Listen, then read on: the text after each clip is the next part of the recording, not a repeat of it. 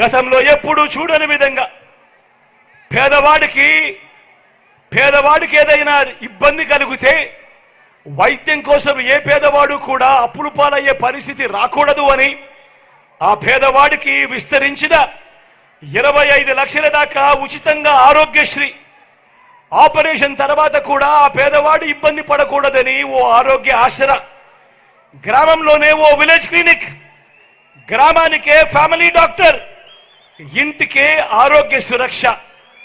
ఇంతగా పేదవాడి ఆరోగ్యం మీద ధ్యాస పెట్టిన ప్రభుత్వం గతంలో ఎప్పుడైనా చూశారా అని అడుగుతా ఉన్నాడు మీ బిడ్డ.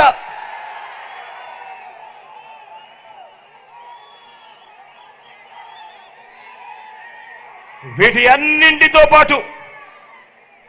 అన్నింటితో పాటు ఏ గ్రామానికి వెళ్ళినా కూడా ఆ గ్రామంలో 600 రకాల సేవలు అందిస్తున్న ఒక గ్రామ సచివాలయం, 60-70 ఇళ్లకు ఇంటికే వచ్చే వాలంటీర్ సేవలు, అదే గ్రామంలో రైతన్నను చేయబట్టుకుని నడిపిస్తూ ఓ ఆర్బీకే, ఆ ఆర్బీకేకి పక్కనే 4 అడుగులు వేస్తే అక్కడే అదే గ్రామంలో ఓ విలేజ్ క్లినిక్, మరో 4 అడుగులు వేస్తే అదే గ్రామంలో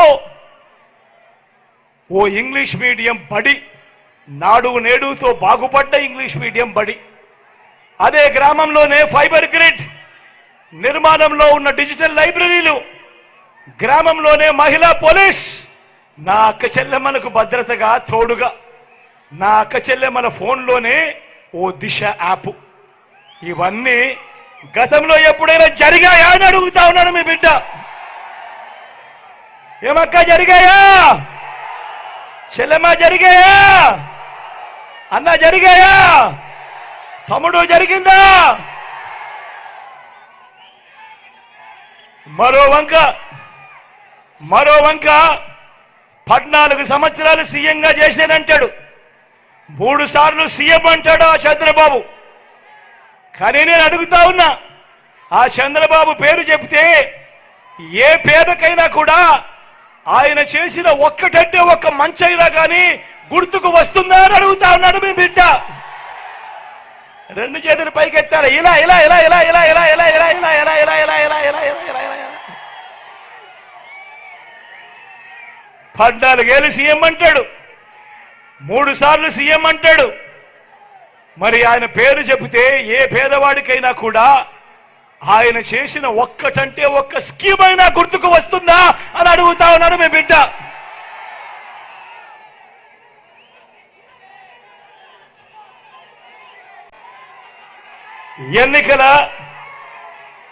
ఎన్నికల ముందు చంద్రబాబు రకరకాల వాగ్దానాలు ఇచ్చి ఆ తర్వాత అవి అమలు చేయకపోవటం వల్ల తమకు కలిగిన నష్టాన్ని ప్రతీకారంగా 2019లో రైతన్నలు, అక్క చెల్లెమ్మలు, నిరుద్యోగులు, సామాజిక వర్గాలు, పల్లె ప్రజలు, పట్టణ ప్రజలు అంతా కలిసి చంద్రబాబు సైకిల్ను ఏ ముక్కకు ఆ ముక్క విరిచి పక్కన పడేశారు. ఆ తుప్పు పట్టిన సైకిల్కు చంద్రబాబు రిపేర్ చేయాలని చాలా కష్టపడతా ఉన్నాడు. ఆ రిపేర్ చేసే భాగంలో ముందుగా ఎర్ర చొక్కాల దగ్గరికి వెళ్ళారు. ఎర్ర చొక్కాల దగ్గరికి వెళ్ళినప్పుడు అక్కడ ఫలితం లేదు. ఆ తర్వాత దత్తపుత్రుడిని పిలుచుకున్నాడు. దత్తపుత్రుడేమో సైకిల్ మొత్తాన్ని చూసి తుప్పు పట్టింది,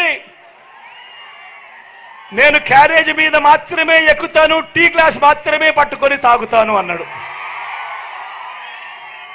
మిగతాటివి నా వల్ల కాదు అన్నాడు. తర్వాత వదినమ్మను ఢిల్లీకి పంపించాడు.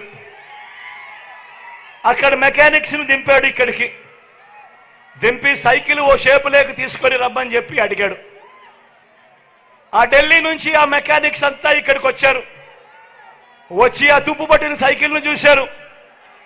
ఆ సైకిల్ కి హ్యాండిల్ లేదు, ఆ సైకిల్ కు సీట్ లేదు, ఆ సైకిల్ కు పెడల్స్ లేవు, ఆ సైకిల్ కు చక్రాలు లేవు, ట్యూబులు లేవు, మధ్యలో ఫ్రేమ్ కూడా లేదు.